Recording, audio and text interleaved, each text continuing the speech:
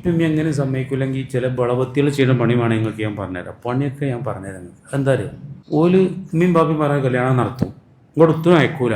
ഇങ്ങോട്ട് കല്യാണം കഴിച്ചു എന്നുള്ളത് ഒരു പേര് ദോഷം ഉണ്ടാക്കിയിട്ട് പോന്നാൽ പിന്നെ ഒരു മറ്റേ ഉമ്മയും ബാപ്പയും എന്താവും, ബേ സമ്മതിക്കും. അതൊക്കെ നടക്കുന്നുണ്ട്. ആ പ്രേമം എന്ന് പറയുമ്പോൾ ഉമ്മയും ബാപ്പയും സമ്മതിക്കണില്ല. അപ്പം അമ്മയും ബാപ്പയും പറഞ്ഞ കല്യാണത്തിന് ഇവിടെ തയ്യാറായി, പുതിയണ്ട് പോയി തൊടാൻ അയച്ചില്ല. അപ്പോൾ ഓക്ക് ഡിമാൻഡ് പോയില്ലേ, കല്യാണം കഴിച്ച് ഇനി അത് നല്ല കല്യാണം നടക്കൂല എന്നുള്ളവർക്ക് എന്നാ അതാണെങ്കിൽ അത് തന്നെയാണ് അത്. ഇതൊക്കെയാണ് ഭയങ്കര ഐഡിയ ആണ് വരിക. അതൊക്കെ ഈ പറഞ്ഞ കൊല്ല ഷെയ്ത്താനും മരീത് പറഞ്ഞില്ലേ, ഷെയ്ത്താൻ തോന്നിപ്പിച്ചു കൊടുക്കുന്ന ഐഡിയകളാണ് അതൊക്കെ. അപ്പം എന്നോടിൻ്റെ ഒരു ചങ്ങായി പറയണത് മക്കളെ പറ്റിയല്ല, ആ മക്കൾ എവിടെയും പോയി പ്രേമിച്ച് കൊണ്ടിട്ടല്ല കിട്ടാനില്ലാന്ന്.